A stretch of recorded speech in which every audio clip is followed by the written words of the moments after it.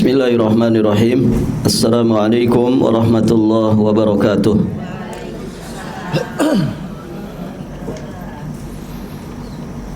Alhamdulillahi rabbil alamin. Wabihi nasta'in ala umuri dunya waddin. Wassalatu wassalamu ala ashrafil anbiya'i wa imamil mursalin, Nabiyyina Muhammadin alaihi afdhalus salati wa atammu taslim, wa ala alihi wa ashabihi ajma'in, wa sallama tasliman mazidan ila yaumiddin. Thumma amma ba'd. Allahumma inna nas'aluka ilman nafi'an wa rizqan tayyiban wa amalan mutaqabbala. Allahumma 'allimna ma yanfa'una wanfa'na bima 'allamtana wa zidna ilman. Para hadirin akhwat wa mahad fillah, rahimani wa rahimakumullah. Alhamdulillah, pada pagi hari ini insyaallah ta'ala kita akan melanjutkan pelajaran kita masih di pembahasan tafsir surat Fussilat. Kita akan membahas ayat yang ke-44. Allah berfirman, ba'da a'udzu billahi as-sami'il 'alim minasy syaithanir rajim, walau ja'alnahu qur'anan a'jamiyyan laqalu laula fussilat ayatuh a'jamiyyu wa 'arabi. Qul huwa lilladzina amanu hudaw wa shifaa walladzina la yu'minuna fi adhanihim waqru wa huwa 'alaihim 'ama ulaika yunadawna min makanin ba'id ulaika yunadawna min makanin ba'id. Allah berfirman yang artinya, dan jikalau kami jadikan Al-Quran,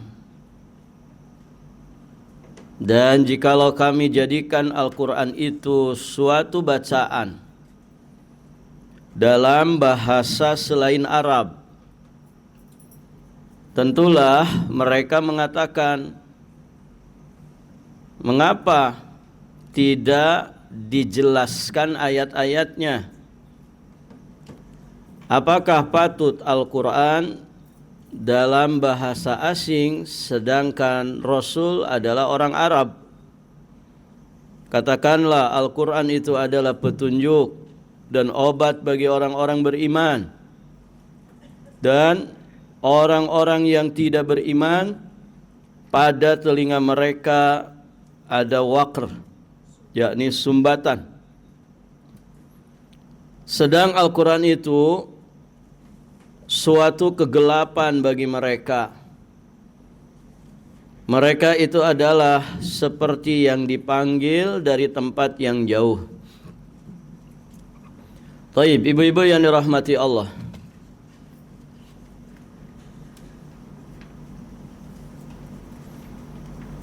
sebelum kita membahas beberapa faedah dari ayat yang mulia ini, di sini ada satu kalimat yang mesti kita perhatikan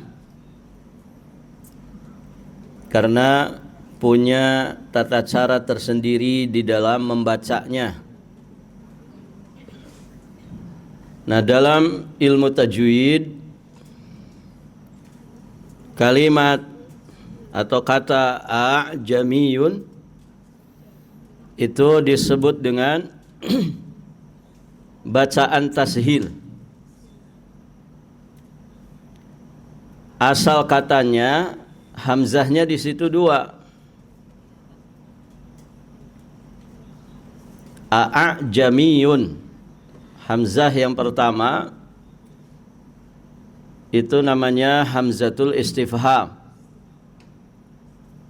yang biasa diterjemahkan dengan apakah.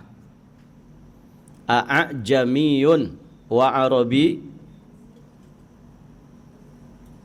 apakah patut Al-Quran dalam bahasa asing, sedangkan Rasul yang membawa Al-Quran itu Arabi. Jadi a'jamiyun. Nah, di dalam kaidah bahasa Arab ini agak berat ya, dibaca dua kali a.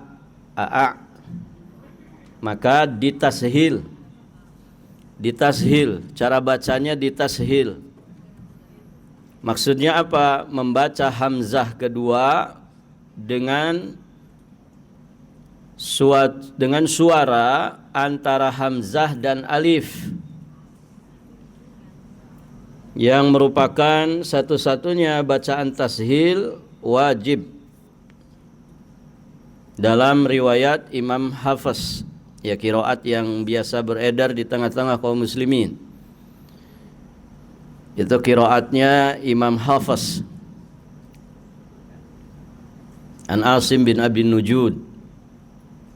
Jadi bacaan mayoritas muslim itu bacaan Imam Hafiz, yang kita juga membaca Quran dengan bacaan itu. Nah, ini namanya hukum tashil. Tashil itu ya dimudahkan. Hamzah keduanya itu dibaca dengan suara antara hamzah dan alif. A'jamiyun, begitu. Jadi bukan a'jamiyun, tapi dibaca tashil. Saya ulangi Ibu ya. A'jamiyun. Hamzah bukan ain. A dulu baru masuk ain. A'jamiyun. A'jamiyun. Begitu Ibu ya. Ada guru tahsinnya kan di sini? Nah, nanti belajar sama guru tahsinnya. Tugas saya ngajarin tafsirnya ya. Tahsinnya mungkin ada tersendiri. Tapi kurang lebih begitu. A'jamiyun.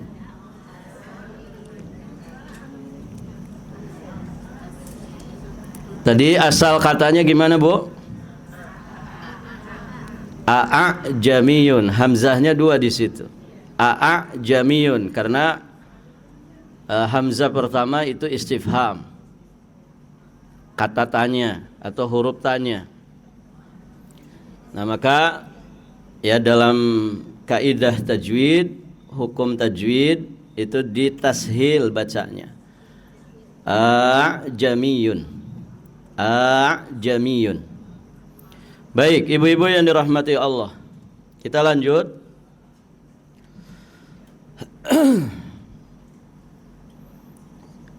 Di dalam ayat yang mulia ini, ayat ini ibu-ibu yang dirahmati Allah, merupakan respon terhadap orang-orang musyrik yang selalu mencari-cari banyak alasan untuk menolak kebenaran Al-Quran. Berbeda dengan respon orang-orang beriman. Orang beriman itu sami'na wa ata'na, amanna bihi. Kami dengar, kami taat, dan kami imani Al-Quran yang datang dari Nabi itu. Nah, kalau orang musyrik, orang munafik atau yang semisal mereka, mereka ini suka mencari-cari banyak alasan untuk menolak Al-Quran. Taib. Allah menegaskan di sini bahwa jika Al-Quran itu diturunkan dalam bahasa asing atau bahasa ajam,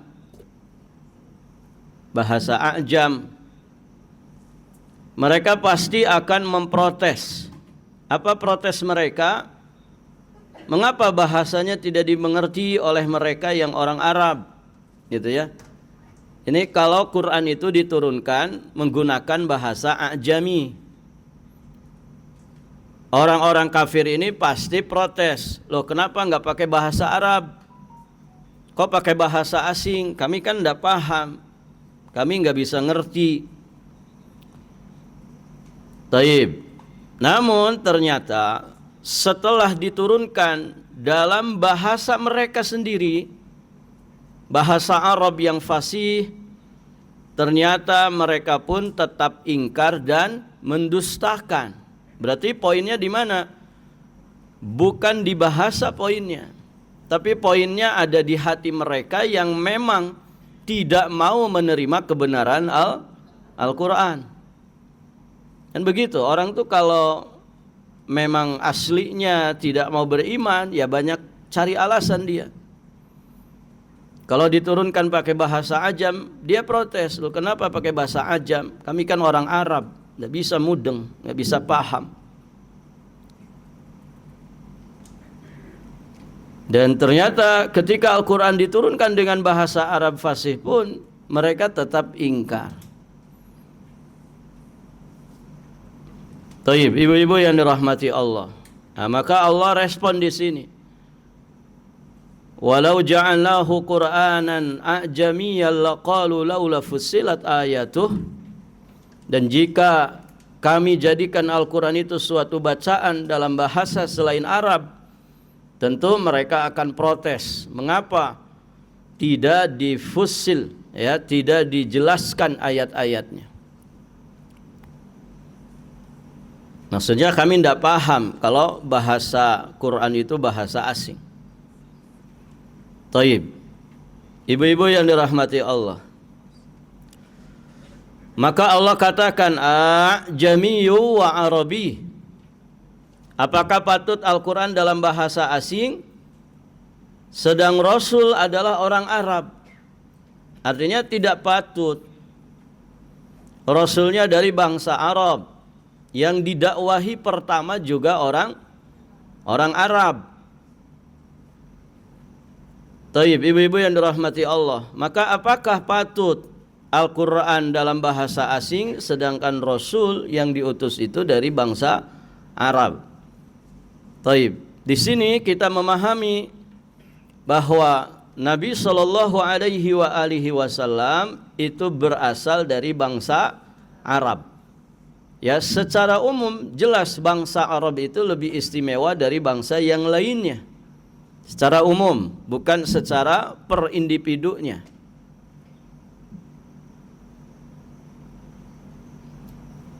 Kenapa? Karena dari suku bangsa inilah Allah Subhanahu wa taala memilih manusia terbaik untuk mengemban risalah yang selanjutnya disampaikan kepada seluruh umat manusia. Dan barakallahu fikum, Jaziratul Arab itu kan posisinya di tengah. Ya kan Ibu? Ka'bah Baitullah Haram itu kan di tengahnya bumi ini. Makanya istilahnya Timur Tengah. Dari situlah kemudian cahaya Islam disebar ke seluruh penjuru dunia, menerangi alam semesta ini. Barakallahu fikum.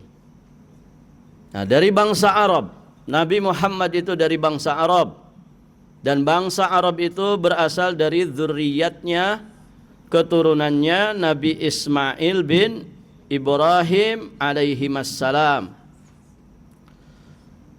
Taib, ibu-ibu yang dirahmati Allah, yang disepakati oleh para muarrikhin, yang disepakati oleh para ahli tarikh, bahwa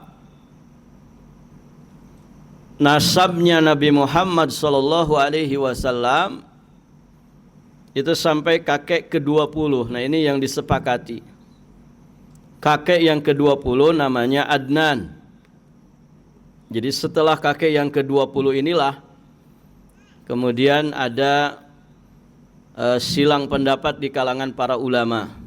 Tapi dari kakek 1 sampai kakek 20 ini disepakati oleh para ulama dan semua juga sepakat Adnan itu min dzurriyyati Ismail. Adnan kakek Nabi yang kakek Nabi yang ke-20, bukan ke-10. Kakek Nabi yang ke-20 itu disepakati oleh para ulama sebagai zurriyatnya Nabi Ismail bin Ibrahim alaihi wassalam. Dan asal muasal bangsa Arab itu dari zurriyatnya Ismail bin Ibrahim.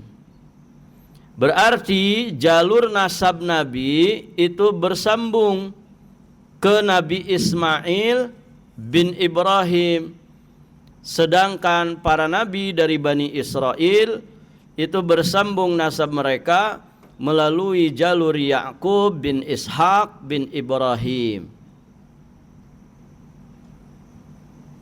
Makanya yang digelari Israel itu siapa? Yakub bin Ishak bin Ibrahim. Dan dari sini pula Nabiullah Ibrahim digelari sebagai Abul Anbiya, bapaknya para nabi. Alaihim afdalus salat wa atammu taslim. Baik, ibu-ibu yang dirahmati Allah.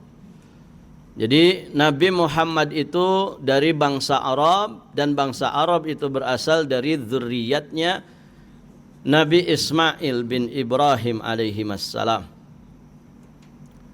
Di surat Ibrahim ayat 39 Allah berfirman, Alhamdulillahilladzi wahabali alal kibari Ismaila wa Ishaqa inna rabbi lasami'ud du'a.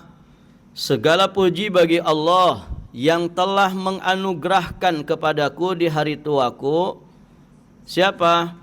Ismail dan Ishak. Jadi di hari tuanya Nabi Ibrahim mendapatkan anugerah anak keturunan, yakni Ismail dan Ishak. Ismail dan Ishak. Sesungguhnya Tuhanku benar-benar maha mendengar, maha memperkenankan doa.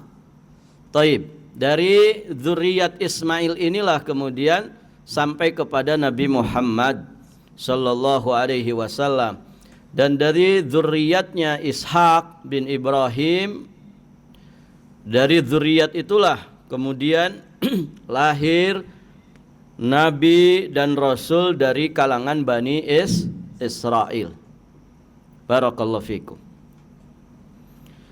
Di dalam hadis riwayat Imam At-Tirmidzi juga disebutkan, Innallaha astafa min waladi Ibrahim Ismaila. Sesungguhnya Allah telah memilih Ismail dari anak Ibrahim. Wastafa min waladi Ismail Bani Kinanah. Dan Allah telah memilih Bani Kinanah dari zuriyatnya Ismail. Kemudian wastafa min Bani Kinanah Quraisyan. Dan Allah juga telah memilih Quraisy dari Bani Kinanah.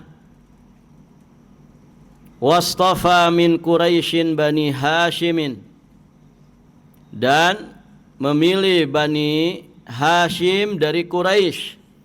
Wastafani min Bani Hashim. Dan Allah memilihku dari Bani Hashim. Taib, ibu-ibu yang dirahmati Allah. Nah, ini nasab mulianya Nabi Muhammad sallallahu alaihi wa alihi wasallam. Kalau kita dari zuriat mana ini, Bu? Ibu-ibu dari zuriatnya mana?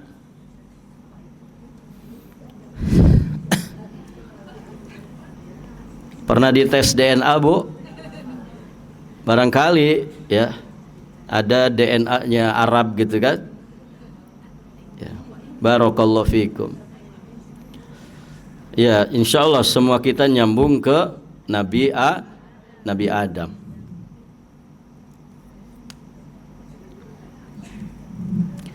Iya, orang kita ini tidak perhatian sama nasab ya.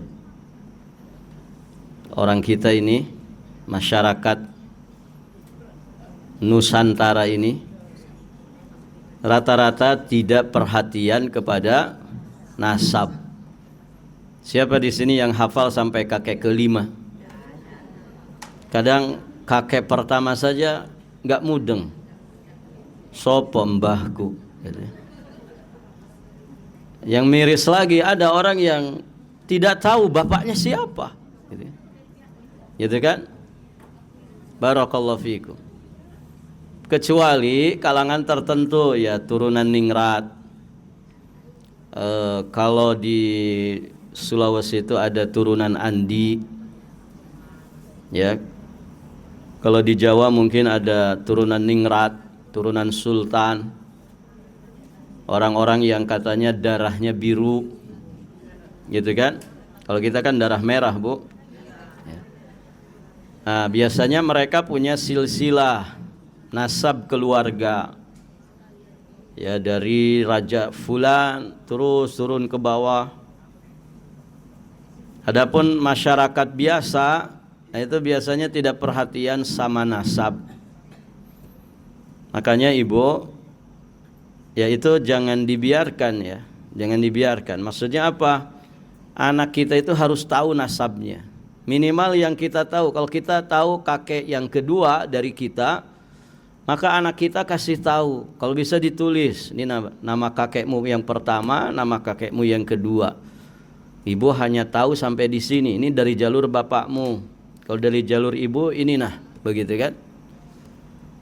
Jadi nanti cucu cicit kita ke bawah, ya minimalnya dia ngerti sampai kakek kita sendiri, bapak kemudian kakek kita sendiri. Berarti kan bisa nyambung itu. Dan tertulis, setidak-tidaknya tahu. Kenapa ibu? Karena nasab ini berkaitan dengan apa? Nasab ini berkaitan dengan apa? Dengan satu amaliyah yang istimewa namanya silaturahim. Ya kan? Silaturahim. Jadi ngerti, oh ini keluarganya, ini keluarganya. Ini masih satu nasab loh, masih satu keturunan. Itu gitu. Nah kita mah kadang kakek satu aja nggak tahu, apalagi kakek kedua, apalagi kakek ketiga. Nah bisa jadi kan ibu, di antara ibu-ibu di sini ternyata kakek ketujuhnya sama. Bisa jadi nggak ibu? Bisa jadi, kita nggak pernah tahu. Kenapa? Karena memang tidak ada yang ngasih tahu. Nah di situ. Barakallahu fikum. Taib, ibu-ibu yang dirahmati Allah. Ini faidah yang bisa kita dapatkan. Faidah kedua, bahwa Nabi berasal dari bangsa Arab, dan bangsa Arab itu berasal dari zurriyatnya Ismail bin Ibrahim. Kemudian pelajaran ketiga, dari ayat yang mulia ini kita juga bisa memahami tentang penting dan istimewanya bahasa Arab.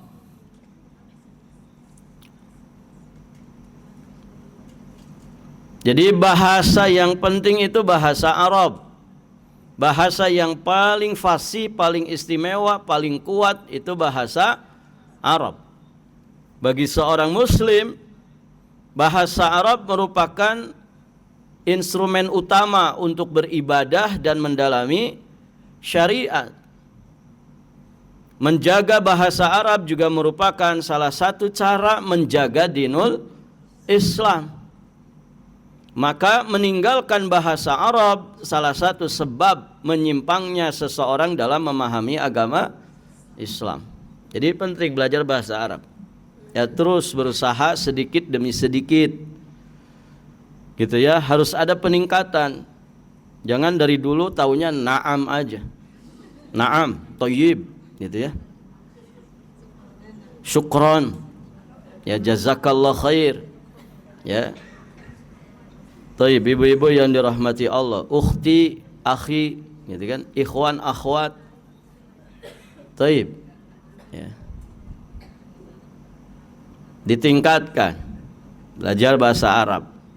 Cuman memang bahasa Arab itu tidak menarik ya bagi orang yang memang kurang iman.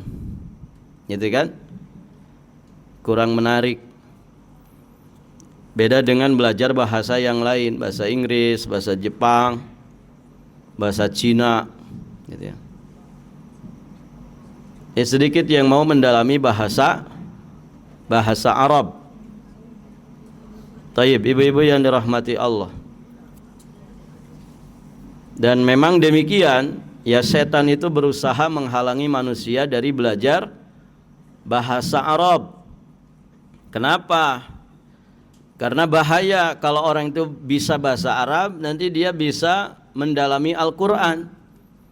Dia bisa mendalami hadis-hadis Nabi SAW, akhirnya bisa mendalami ilmu agama. Semakin berilmu, semakin bertakwa. Nah itu yang tidak diinginkan oleh setan. Gitu ya. Makanya ya kalau dilihat cukup berhasil itu setan tuh. Soalnya rata-rata majelis bahasa Arab itu mundur teratur jamaahnya. Begitu kan, Bu? Ini bahasa Arab yang di sana ya. Bukan bahasa Arab yang di sini. Dulu ada 80 pesertanya. Sekarang tersisa berapa, Bu? Tersisa 30. Pada kemana itu kira-kira? Allahu a'lam. Itu yang disebut mundur teratur. Dan memang demikian tuh rata-rata di mana-mana begitu. Sampai ustadznya ikut bubar juga. Karena jamaahnya bubar, ya ustadznya mau ngajarin siapa lagi? Jamaahnya bubar. Ya. Dulu waktu saya tinggal di masjid ini juga begitu, buka kelas bahasa Arab. Masya Allah, sampai 30 orang hadir. Gitu ya. Padahal cuman bahasa Arab percakapan saja. Kaifa haluka bi khairin alhamdulillah. Kan begitu-begitu aja. Masmukal karim gitu kan. Min aina anta qadim? Ana qadimun min Jakarta. Ya. Hal anta tilmidun? Naam, ana tilmidun. Gitu. Hal anta mudarrisun? La, bal ana tilmidun. Dan belajar gitu saja. Satu pertemuan, dua pertemuan, 1 bulan, 2 bulan masih bertahan. Bulan ketiga satu-satu mundur teratur sampai bubar, tidak ada beritanya lagi. Nah ini penyakit memang, Ibu, penyakit orang belajar bahasa Arab. Dan ya begitu memang, harus pakai iman, memang harus pakai motivasi besar. Untuk apa sebetulnya kita belajar bahasa Arab? Kan ada orang belajar bahasa Arab karena ingin jadi TKI gitu kan, jadi TKW. Ada orang belajar bahasa Arab biar bisa marahin orang Arab gitu kan, pakai bahasa Arab. Nah ini niatnya harus benar dulu. Karena niat ikhlas itu yang akan menjadikan kita istiqamah. Maka lillahi dama wattasal. Segala sesuatu yang dikerjakan karena Allah itu biasanya dama itu dawam, continue, wattasal, dan berkesinambungan. Sebaliknya ya, kullu ma kana li ghairillah inqata'a wan fasal. Segala sesuatu yang dikerjakan bukan karena Allah, maka biasanya inqata'a, dia akan terputus ya, wan fasal, dan tidak berkesinambungan lagi. Artinya akan berhenti, dia terputus, tidak berkelanjutan. Nah ini ikhlas ini penting memang. Ya mudah-mudahan ibu yang bertahan ngaji di sini itu merupakan buah dari keikhlasan. Karena orang kalau tidak ikhlas tuh ya gampang bete, gampang bosen, gampang malas. Akhirnya terputus dari kebaikan. Taib, ibu-ibu yang dirahmati Allah. Jadi istimewa bahasa Arab itu. Dan bahasa yang paling penting untuk kita kaji ya adalah bahasa Arab. Ibu nggak masalah nggak ngerti bahasa lain. Tapi kalau kita tidak mau belajar bahasa Arab, nah ini masalah sebetulnya. Masalah.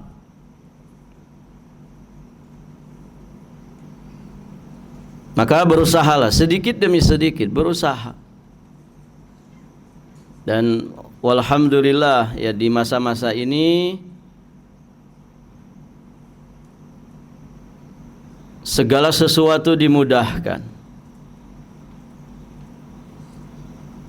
Tidak seperti zaman dulu kan begitu. Sekarang tuh berbagai macam metode ada.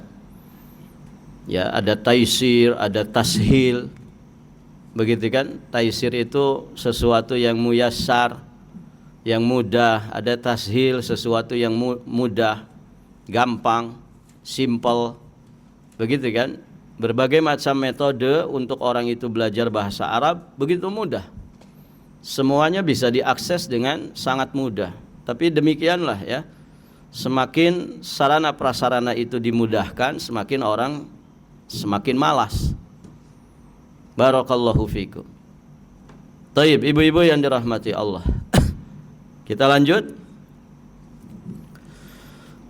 Berikutnya Allah Subhanahu wa taala menyampaikan, Qul huwa lilladzina amanu hudaw wa shifa. Katakanlah, Al-Quran itu adalah petunjuk dan penawar bagi orang-orang beriman. Jadi bagi orang-orang beriman, Al-Quran itu adalah hudan dan syifa. Jadi ayat ini menjelaskan dua fungsi Al-Quran bagi orang-orang beriman.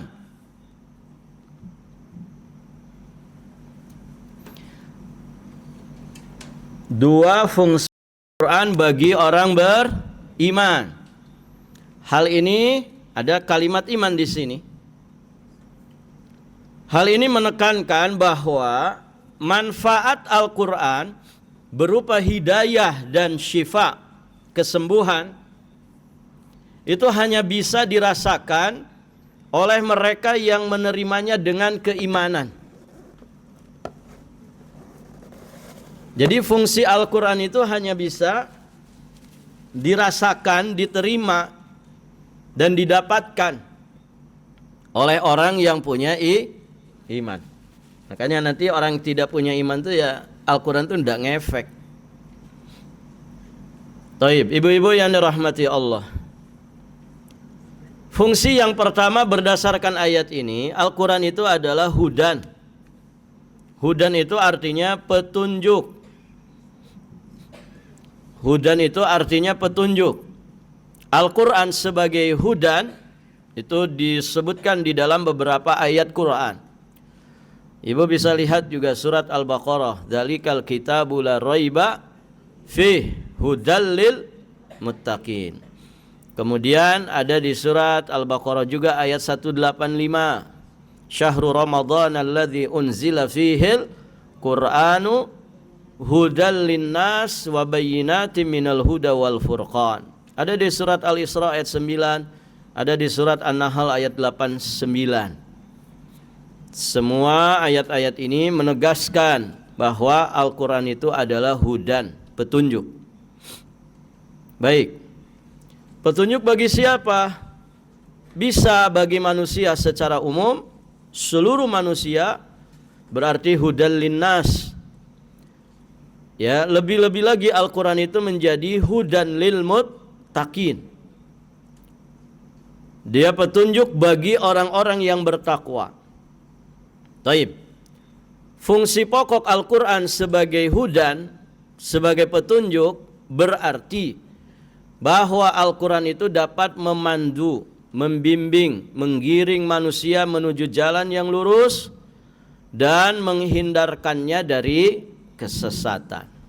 Makanya Nabi tegas ya, taraktu fikum amrayn, Aku tinggalkan di tengah-tengah kalian dua perkara yang menjadi warisan terbesar, mukjizat terbesar.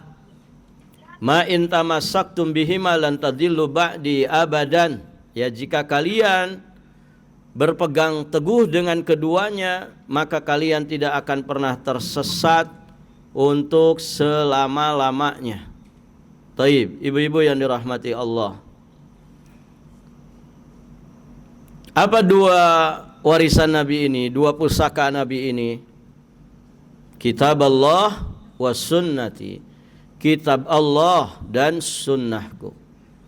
Nah, begitu ibu-ibu yang dirahmati Allah. Jadi Al-Quran ini ketika kita mempelajari dan mendalaminya, dia menjadi petunjuk yang memandu kita semua menuju jalan Allah yang lurus dan akan menghindarkan kita dari jalan kesesatan. Maka pelajarannya di sini, jangan sampai kita lepas kendali dan abai terhadap Al-Quran ini yang menjadi sumber utama ajaran agama Islam. Jadi Al-Quran harus menjadi bacaan harian kita, pelajaran harian kita. Alhamdulillah, ya, mudah-mudahan kita belajar tafsir seperti ini. Ini bagian daripada upaya kita untuk ya berinteraksi lebih dalam dengan Al-Quran. Fungsi kedua dari Al-Quran bagi orang beriman berdasarkan ayat ini, Al-Quran itu sebagai syifa. Al-Quran itu sebagai obat, penawar. Al-Quran itu sebagai penyembuh. Di ayat yang lain, surat Yunus ayat 57, Allah juga berfirman, Ya ayuhan nas, qad ja'atkum mau'izatun min rabbikum wa shifa'un lima fis sudur wa huda wa rahmatul lil mu'minin. Wahai sekalian manusia, sungguh telah datang kepadamu pelajaran Al-Quran dari Rabbmu. Telah datang mau'izah. Mau'izah itu wejangan, nasihat, pelajaran dari Rabb kalian. Yang dimaksud adalah Al-Quranul Karim. Jadi Al-Quran itu mau'izah. Yang kedua, syifa'un, penyembuh, lima fis suduri, bagi penyakit yang ada di dalam dada. Kemudian yang ketiga, wahudan, dan menjadi petunjuk. Kemudian yang keempat, warahmatan, warahmatul lil mu'minin, dan rahmat bagi orang-orang beriman. Ada 4 di sini, Ibu. Pertama mau'izah, yang kedua syifa, yang ketiga hudan, yang keempat rahmatun lil mu'minin. Lagi-lagi orang berimannya disebut. Taib. Syekh Abdul Rahman bin Nasir As-Sa'di rahimahullahu ta'ala, beliau menyampaikan yang dimaksud Al-Quran itu sebagai syifa, yakni syifa'ul lahum minal asqamil badaniyah wal asqamil qalbiyah li'annahu yuzziru an masawi'il akhlaq wa akbahil a'mal wa yahussu ala taubatin nasuh allati tagsilu dhunuba wa tashfil qalba. Al-Quran itu sebagai obat penawar bagi mereka dari berbagai fisik, dari berbagai penyakit fisik. Jadi obat bukan hanya untuk penyakit hati, tapi juga untuk penyakit fisik. Masya Allah. Dan sejatinya demikian, Ibu. Amal-amal akhirat itu, apalagi kita berinteraksi dengan Al-Quran, qiraatan, wa tadabburan, wa tafsiran, wa amalan. Amal-amal akhirat itu sejatinya itulah yang membuat kita itu hidup sehat lahir batin di dunia. Begitu, Bu. Amal-amal akhirat itu jika dilakukan dengan sebenar-benarnya, artinya kita berislam secara kafah, maka itulah sejatinya yang membuat kita itu hidup sehat, afiat, sejahtera, lahir batin di dunia. Kenapa? Karena itu yang dibutuhkan manusia untuk lahir dan batinnya. Kita ini butuh maksiat nggak Ibu? Nggak butuh. Kita nggak butuh maksiat, kita ini butuh taat. Dan maksiat itu berdampak buruk tidak hanya bagi hati kita, tapi juga berdampak buruk bagi jasad. Coba sebutkan, mana maksiat yang tidak berdampak buruk terhadap jasad? Mana Ibu? Kalau terhadap hati jelas ya, hati itu pasti rusak gara-gara maksiat. Nah, ini harus dipahami, maksiat juga akan merusak jasad kita ini. Apa maksiat yang tidak merusak jasad? Apa Bu? Ada enggak? Enggak ada, semuanya merusak jasad. Zina merusak jasad enggak? Oh, merusak. Banyak penyakit-penyakit mengerikan gara-gara apa? Zina. Ada orang AIDS, ada apa lagi tuh? Kanker, ada macam-macam, raja singa kata orang. Gitu kan? Gara-gara zina, apalagi mabok-mabokan, apalagi minuman keras, narkoba, rusak jasad itu. Riba ngerusak jasad enggak? Ngerusak jasad. Ya. Riba, hutang yang halal sesuai syariat dengan hutang riba, beda enggak bebannya? Beda bebannya. Ya. Judol ngerusak jasad enggak? Oh, rusak jasad. Ya. Orang bisa turun berat badan tanpa diet gitu kan, gara-gara judi online atau pinjaman online, ngeriba, rusak jasad Ibu. Hasad bikin rusak jasad enggak? Oh, apalagi hasad, cepat tua tuh orang hasad tuh ya. Wajahnya tidak sesuai umurnya, cepat ubanan padahal belum waktunya ubanan. Semua dosa dan maksiat itu ngerusak jasad. Semua. Bukan ngerusak hati saja. Nah, Al-Quran itu syifa. Al-Quran itu obat penawar, obat penyembuh. Untuk penyakit apa? Kata Imam As-Sa'di di sini, minal asqamil badaniyah wal asqamil qalbiyah. Untuk semua jenis penyakit, apakah itu penyakit badaniyah ataukah penyakit qalbiyah. Kenapa demikian? Karena Al-Quran itu melarang akhlak yang tidak baik dan melarang segala perbuatan yang buruk. Begitu. Kalau orang terbimbing dengan Al-Quran, pasti dia terhindar dari semua keburukan. Dia akan terlindungi dari hasad, dia akan terjaga dari takabur, dia akan selamat dari yang namanya ujub, dia akan selamat dari yang namanya gibah, namimah, dan dosa-dosa yang lainnya. Dan itu menyehatkan badan jelas, selain tentunya menyehatkan hati kita. Ya Ibu, mulut ember, rusak nggak jasad itu? Oh, rusak. Mulut ember itu kan makin doer dia, ya. Bimoli kata orang, bibir monyong 5 cm, ya. Dia kalau nggak ngomongin orang badannya pegel, gitu. Ayo terus ngomongin orang, ya. Sampai suami orang diomongin, gitu. Istrinya orang diomongin. Terkadang ustadznya juga digibahi, kan begitu, sama jamaahnya. Semua dosa dan maksiat itu berdampak buruk. Nah, obatnya adalah Al-Quran.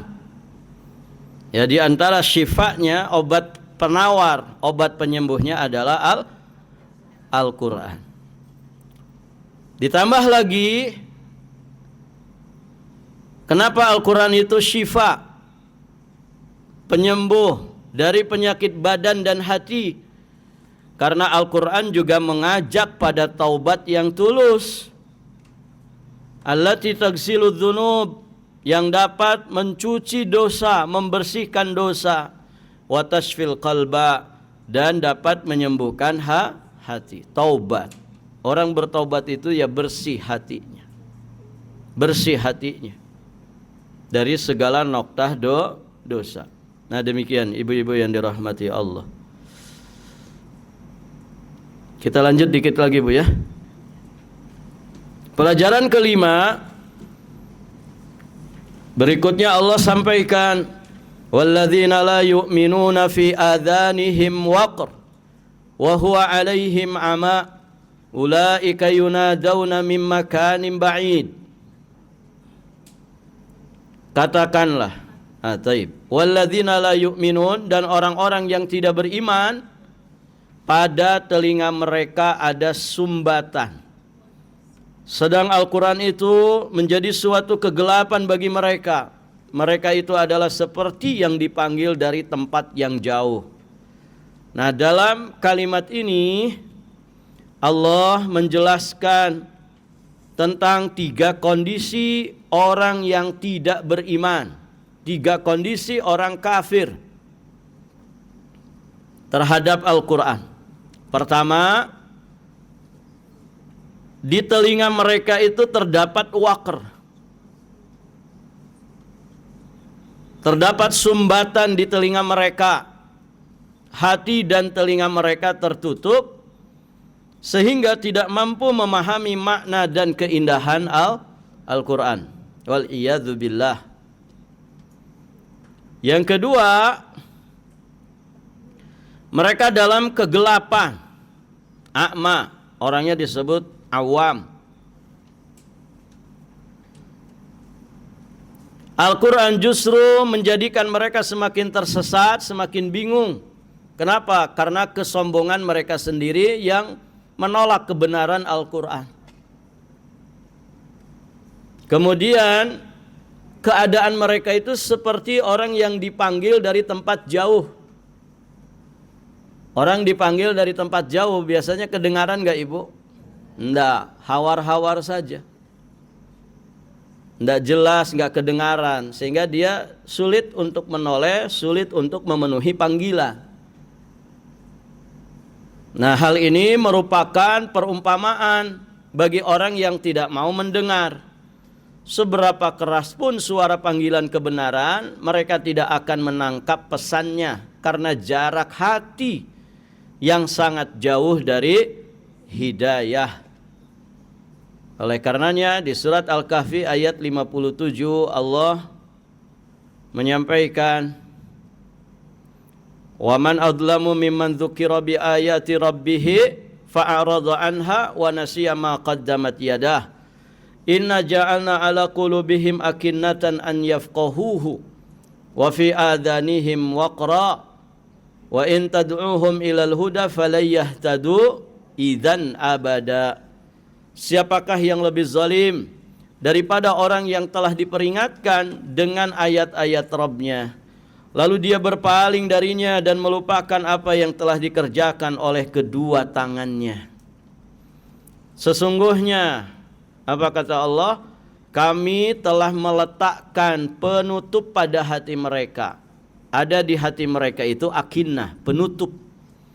Na'udzubillah. Sehingga mereka tidak memahami Al-Quran itu.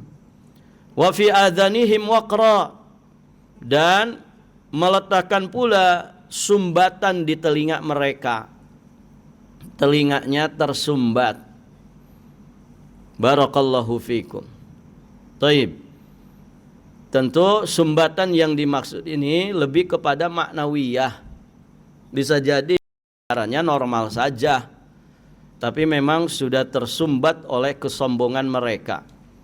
Dan di surat Nuh itu kan dijelaskan ya bagaimana orang-orang yang memang aslinya tidak mau beriman kepada wahyu Allah itu sampai kemudian meletakkan jari jemari mereka itu di telinganya, ditutup telinga mereka dengan jari mereka sendiri. Kemudian mereka menutupkan ya, kain mereka, pakaian mereka ke wajah-wajah mereka supaya tidak mendengar dan supaya tidak melihat. Karena mereka tidak ingin hati mereka terpengaruh dengan apa yang mereka dengar, dengan apa yang mereka lihat. Begitu, saking ingkarnya itu. Dengan demikian, kendati pun engkau wahai Muhammad menyeru mereka kepada petunjuk, niscaya mereka tidak akan mendapat petunjuk untuk selama-lamanya. Taib. Di surat Al-A'raf ayat 179 Allah juga mengatakan, walaqad dzara'na li jahannama katsiran minal jinni wal ins lahum qulubun la yafqahuna biha wa lahum a'yunun la yubsiruna biha wa lahum adhanun la yasma'una biha ulaika kal an'ami bal hum adall ulaika humul ghafilun. Sungguh kami benar-benar telah menciptakan banyak dari kalangan jin dan manusia untuk mengisi neraka jahanam karena kesesatan mereka. Bagaimana keadaan nanti orang-orang yang akan memenuhi neraka jahanam? Bagaimana keadaan jin dan manusia yang akan memenuhi neraka jahanam itu? Allah tegaskan di sini. Mereka itu punya hati tapi tidak mereka pergunakan untuk memahami ayat-ayat Allah. Mereka punya mata namun tidak digunakan untuk melihat ayat-ayat Allah ya. Ini terjemahannya tidak tuntas. Walahum adzanun, mereka juga punya telinga namun tidak digunakan untuk mendengarkan ayat-ayat Allah. Ulaika kal an'am, maka mereka itu seperti binatang ternak. Balhum adall, bahkan mereka lebih sesat lagi. Ulaika humul ghafilun, dan mereka itulah orang-orang yang lalai. Nah begitu ibu-ibu yang dirahmati Allah. Dan demikianlah balasan setimpal bagi mereka yang memang tidak mau menerima kebenaran Al-Quran. Di ayat kelima masih di surat Fussilat ini juga sudah ditegaskan. Coba lihat ayat kelima surat Fussilat. Wa qalu qulubuna fi akinnatin mimma tad'una ilaih wa fi adhanina waqr wa min bainina wa bainika hijab fa'mal innana amilun. Dan mereka berkata, hati kami sudah tertutup. Jadi sorohatan, terang-terangan mereka itu menyatakan, nih hati kami sudah tertutup dari apa yang engkau serukan kepada kami, dari apa yang engkau seru kami kepadanya, dan telinga kami ini sudah tersumbat, dan di antara kami dan engkau ada dinding. Karena itu lakukanlah sesuai kehendakmu, sesungguhnya kami akan melakukan sesuai kehendak kami. Udah enggak peduli ibu, lu gue ya, lu gue sawaun alaihim a andartahum am lam tundirhum la yu'minun. Na'udzubillah. Itu orang yang memang jiwa raganya sudah dicap oleh Allah Subhanahu wa taala sebagai orang tersesat. Na'udzubillah. Taib, ibu-ibu yang dirahmati Allah, sampai di sini pelajaran kita. Semoga apa yang dibahas bermanfaat. Insyaallah taala nanti kita lanjutkan di kesempatan berikutnya biidznillah. Alhamdulillah, kita cukupkan sampai di sini saja. Kita akhiri dan kita tutup dengan doa kafaratul majlis. Subhanakallahumma wa bihamdika asyhadu an la ilaha illa anta astaghfiruka wa atubu ilaik. Hadanallahu wa iyyakum ajma'in. Wallahul muwaffiq ila aqwamit thoriq. Al-'afwu minkum. Wassalamu alaikum warahmatullahi wabarakatuh.